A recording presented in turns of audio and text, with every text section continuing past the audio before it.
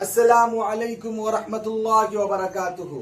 दोस्तों, कैसे हो आप लोग? उम्मीद करता हूँ कि आप अच्छे होंगे, स्वस्थ होंगे और अपनी पढ़ाई में व्यस्त होंगे। आज की इस वीडियो में हम क्लास 12 उर्दू का पहला चैप्टर नजीर अहमद की कहानी को पढ़ेंगे। लेकिन दोस्तों, उस कहानी को शुरू करने से पहले आज की इस वीडियो में हम मिर्जा फरहतुल्लाह बेग के बारे में पढ़ेंगे, क्योंकि ये एग्जाम के पॉइंट ऑफ व्यू से बहुत ही इंपॉर्टेंट होने वाला है और इससे बहुत सारा क्वेश्चन आपका सब्जेक्टिव और ऑब्जेक्टिव में पूछा जाता है। इसीलिए दोस्तों, आप इस वीडियो को अंत तक देखें ताकि आपका कोई भी पॉइंट मिस ना हो। तो चलिए दोस्तों, हम इस वीडियो को शुरू करते हैं। तो आज का टॉपिक है दोस्तों, वो है मिर्जा फरहतुल्लाह बेग। मिर्जा फरहतुल्लाह बेग। तो इस कहानी में, इस टॉपिक में हम मिर्जा फरहतुल्लाह बेग के बारे में पढ़ेंगे।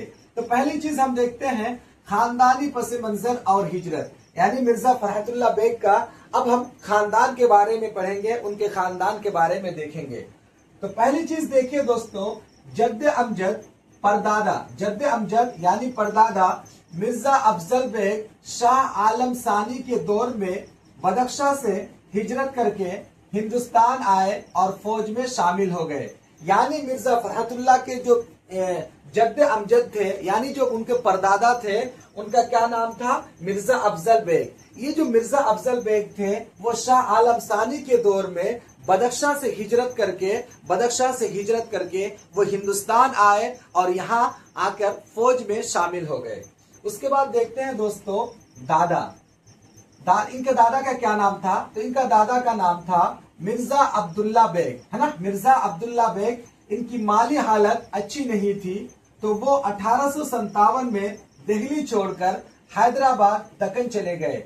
यानी मिर्जा फरहतुल्लाह बेग के जो दादा थे मिर्जा अब्दुल्ला, उनकी माली हालत अच्छी नहीं थी, वो बहुत गरीब थे। तो उन्होंने क्या किया, 1857 में दिल्ली उन्होंने छोड़ दिया और हैदराबाद दक्कन चले गए।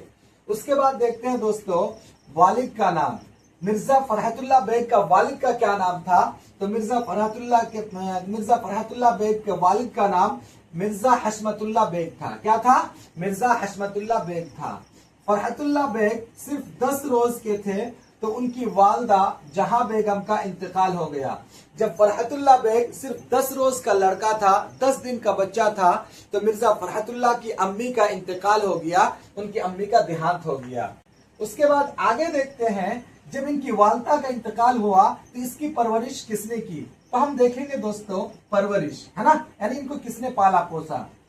इनकी फूफी हुस्न जहां बेगम ने पाला पोसा। यानी जब मिर्जा फरहतुल्लाह की अम्मी का इंतकाल हो गया तो इनकी एक फूफी थी जिनका नाम क्या था? हुस्न जहां बेगम। क्या नाम था दोस्तों? हुस्न जहां बेगम। तो हुस्न जहां बेगम ये मिर्जा फरहतुल्लाह की फूफी थी। तो इन्होंने क्या किया? मिर्जा फरहतुल्लाह की परवरिश की, मिर्जा फरहतुल्लाह को पाला और पोसा।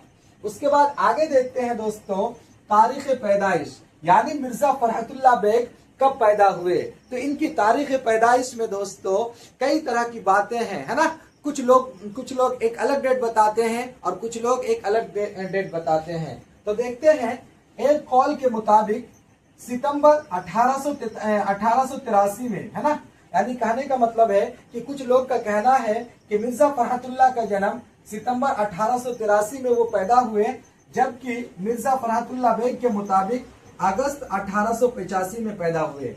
यानी मिर्जा फरहतुल्लाह बेग का कहना है कि उनका जन्म अगस्त 1885 में हुआ और कुछ लोगों का कहना है कि नहीं, उनका जन्म 1883 में हुआ। तो ये दो कौल है, ये दो बात है। लेकिन सही और दुरुस्त क्या है? वो सही और दुरुस्त ये है कि मिर्जा फरहतुल्लाह बेग अगस्त 1885 में उनका जन्म हुआ। कब हुआ? 1885 अगस्त में। उसके बाद देखते हैं दोस्तों मकाम विलादत। क्या दोस्तों? मकाम विलादत, यानी मिर्जा फरहतुल्लाह बेग कहाँ पैदा हुए। तो देखते हैं वो कहाँ पैदा हुए। मोहल्ला चूड़ी वालान दिल्ली, यानी मिर्जा फरहतुल्लाह बेग का जन्म मोहल्ला चूड़ी वालान दिल्ली में हुआ। कहाँ पे हुआ? मोहल्ला चूड़ी वालान दिल्ली में हुआ। अब हम मिर्जा फरहतुल्लाह का तालीमी सफर के बारे में देखते हैं कि इन्होंने कहाँ कहाँ से तालीम हासिल की और कौन सी डिग्रियां इन्होंने हासिल की। तो पहली चीज देखते हैं कि मिर्जा फरहतुल्लाह की तालीम के बारे में। तो इन्होंने मौलवी कमरुद्दीन से कुरान पढ़ा। यानी इनकी जो इब्तिदाई तालीम हुई और कुरान इन्होंने पढ़ा तो मौलवी कमरुद्दीन से इन्होंने कुरान पढ़ा। उसके बाद आगे देखते हैं, 1910 में हिंदू कॉलेज में दाखिला लिया। 1910 में मिर्जा फरहतुल्लाह बेग हिंदू कॉलेज में इन्होंने दाखिला लिया। उसके बाद 1903 में हिंदू कॉलेज से इंटरमीडिएट किया। 1901 में हिंदू कॉलेज में दाखिला लिया और 1903 में इन्होंने हिंदू कॉलेज से इंटरमीडिएट का एग्जाम पास किया, +2 का एग्जाम पास किया। उसके बाद आगे की पढ़ाई इन्होंने कहां से की? तो सेंट स्टीफन कॉलेज। कहां से दोस्तों? सेंट स्टीफन कॉलेज से बीए पास किया, है ना। सेंट स्टीफन कॉलेज से मिर्जा फरहतुल्लाह बेग बीए का एग्जाम पास किया, बीए की डिग्री हासिल की। तो ये मिर्जा फरहतुल्लाह बेग की तालीमी सफर है कि इन्होंने कमरुद्दीन से कुरान पाक पढ़ा और 1901 में हिंदू कॉलेज में दाखिला लिया। उसके बाद 1903 में हिंदू कॉलेज से इंटरमीडिएट किया और सेंट स्टीफन कॉलेज से बीए का एग्जाम पास किया और बीए की डिग्री ली। उसके बाद अब देखते हैं दोस्तों मुलाजिमत। क्या देखेंगे दोस्तों? मुलाजिमत मतलब उन्होंने क्या नौकरियां की, मतलब उनका वो क्या नौकरी करते थे, क्या काम करते थे। तो देखते हैं, एक स्कूल में अंग्रेजी के उस्ताद बने। तो पहले पहले मुलाजिमत के लिए ये हैदराबाद आए और हैदराबाद आने के बाद एक स्कूल में यह अंग्रेजी पढ़ाने लगे, अंग्रेजी के टीचर बन गए। उसके बाद आगे देखते हैं, 1908 में हाई कोर्ट में मुतरजिम बने। 1908 में मिर्जा फरहतुल्लाह बेग को हाई कोर्ट के अंदर मुतरजिम बनाया गया, ट्रांसलेटर बनाया गया।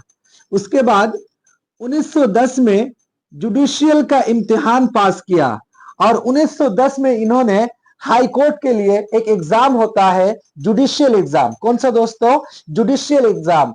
तो उन्होंने इस जुडिशियल एग्जाम को भी पास कर लिया 1910 में। तो ऑब्जेक्टिव में पूछा जाता है कि 1910 में कौन सा एग्जाम पास किया? तो 1910 में मिर्जा फरहतुल्लाह बेग ने जुडिशियल का एग्जाम पास किया। कौन सा? जुडिशियल का एग्जाम पास किया। आगे देखते हैं, 1939 यानी 1939 में हाई कोर्ट के इंस्पेक्टिंग ऑफिसर बन गए। क्या बने दोस्तों? Inspecting officer. यानी 1939 में ये हाई कोर्ट के अंदर एक बहुत ही बड़ा पद होता है, किस चीज का? Inspecting officer. किसका? Inspecting officer. तो ये 1939 में हाई कोर्ट के अंदर ये इंस्पेक्टिंग ऑफिसर बन गए। क्या बन गए? इंस्पेक्टिंग ऑफिसर बन गए। उसके बाद आगे देखते हैं, 1942 में अपने ओहदे से रिटायर हुए और इस तरह 1942 में ये अपने ओहदे से यानी इंस्पेक्टिंग अफसर से ये रिटायर हो गए। तो ये इनका मुलाजिमत या इनकी जॉब या उनका पेशा था कि पहले इन्होंने क्या किया, हैदराबाद गए और वहां एक स्कूल में अंग्रेजी के टीचर बने। उसके बाद 1908 में हाई कोर्ट में मुतरजिम बने। 1910 में जुडिशियल का इम्तिहान पास किया। 1939 में हाई कोर्ट में इंस्पेक्टिंग ऑफिसर बने और उसके बाद 1942 में अपने ओहदे से रिटायर हो गए। उसके बाद दोस्तों इनके बारे में थोड़ी और चीज हम देखते हैं जो कि एग्जाम के पॉइंट ऑफ व्यू से बहुत ही इंपॉर्टेंट है। तो इन्होंने पहली शादी अगस्त 1908 में नसीमा सुल्ताना से हुई। मतलब इन्होंने शादी की तो 2 शादी की। पहली शादी इन्होंने कब की? तो अगस्त 1908 में नसीमा सुल्ताना से हुई। यानी पहली जो बीवी थी उनका नाम क्या था? नसीमा सुल्ताना था। और इनकी शादी कब हुई थी? पहली शादी तो अगस्त 1908 में हुई थी। उसके बाद जब नसीमा, देखिए दोस्तों, इनकी जो पहली बीवी थी नसीमा सुल्ताना, वो इंतकाल कर गई थी। इंतकाल करने के बाद मिर्जा फरहतुल्लाह बेग ने दूसरी शादी की। तो दूसरी शादी इन्होंने कब की? तो देखते हैं दोस्तों इनकी दूसरी शादी के बारे में। तो दूसरी शादी हमीदा सुल्ताना से हुई। किससे हुई दोस्तों? हमीदा सुल्ताना से हुई। हमीदा सुल्ताना ये नसीमा सुल्ताना की बहन थी। हमीदा सुल्ताना नसीमा सुल्ताना की बहन थी। जब नसीमा सुल्ताना का वफात हो गया तो मिर्जा फरहतुल्लाह बेग ने नसीमा सुल्ताना की बहन हमीदा सुल्ताना से दूसरी शादी की।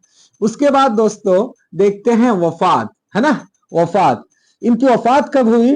तो 27 अप्रैल 1947 में। यानी मिर्जा फरहतुल्लाह बेग का इंतकाल 27 अप्रैल 1947 में हुआ, हार्ट अटैक के कारण। किसके कारण दोस्तों? हार्ट अटैक के कारण इनका इंतकाल हुआ। कब? तो 27 अप्रैल 1947 में। उसके बाद क्या हुआ, इनको कहां दफनाया गया उसको देखते हैं। इनकी तदफीन के बारे में देखते हैं।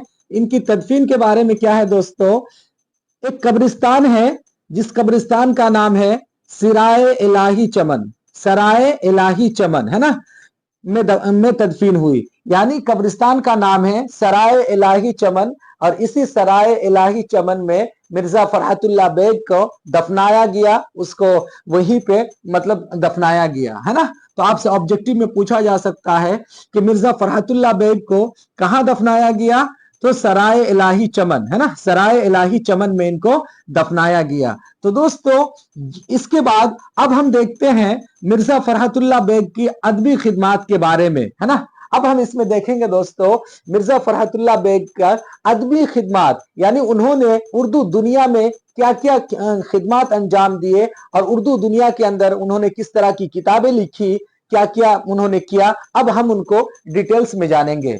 तो दोस्तों सबसे पहली जो चीज उन्होंने की, सबसे पहली चीज जो सबसे पहली कहानी लिखी जिसकी वजह से मिर्जा फरहतुल्लाह बेग बहुत ही ज्यादा फेमस है, वो कहानी का क्या नाम है दोस्तों, नजीर अहमद की कहानी, कुछ उनकी और कुछ मेरी जुबानी, है ना। ये उनकी बहुत ही फेमस कहानी है, नजीर अहमद की कहानी, कुछ उनकी और कुछ मेरी जुबानी। ये जो है दोस्तों ये खाका है। क्या है दोस्तों? एक खाका है। और इसी खाका की वजह से मिर्जा फरहतुल्लाह बेग को बहुत ज्यादा शोहरत मिली और लोगों ने मिर्जा फरहतुल्लाह बेग को बहुत ज्यादा इन लोगों ने जाना।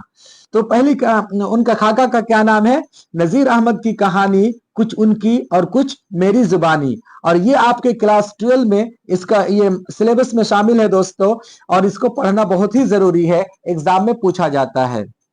उसके बाद इन्होंने और बहुत सारा काम किया। क्या था दोस्तों वो, दिल्ली का एक यादगार मुशायरा, है ना, दिल्ली का एक यादगार मुशायरा, इसको भी इन्होंने लिखा, दिल्ली का एक यादगार मुशायरा, ये मतलब इनकी लिखी हुई एक तखलीक है।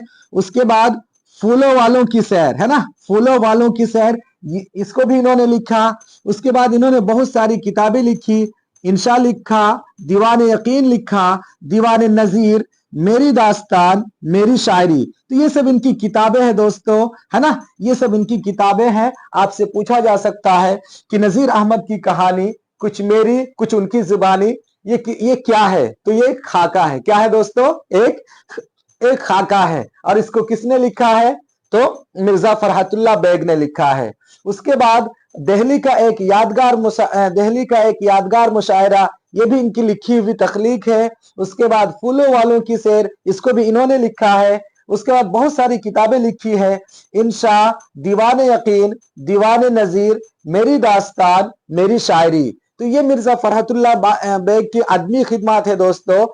और एक उनका अदबी खिदमत है जो कि बहुत ही इंपॉर्टेंट है। तो आप लोग मुझे कमेंट करके बताओ कि इनका, मैं आप लोग को एक क्वेश्चन देता हूं कि मिर्जा फरहतुल्लाह बेग का जो मजमुआ है उसको किस नाम से जाना जाता है और वो अब तक कितने जिल्दों में शाये हो चुकी है। तो आप मुझे इसका जवाब कमेंट करके बताओ। थैंक यू, मिलते हैं अगले वीडियो में, तब तक के लिए शुक्रिया। अगर मेरा वीडियो आपको पसंद आता है तो अपने दोस्तों तक पहुंचाइए और चैनल को सब्सक्राइब करें। Thank you.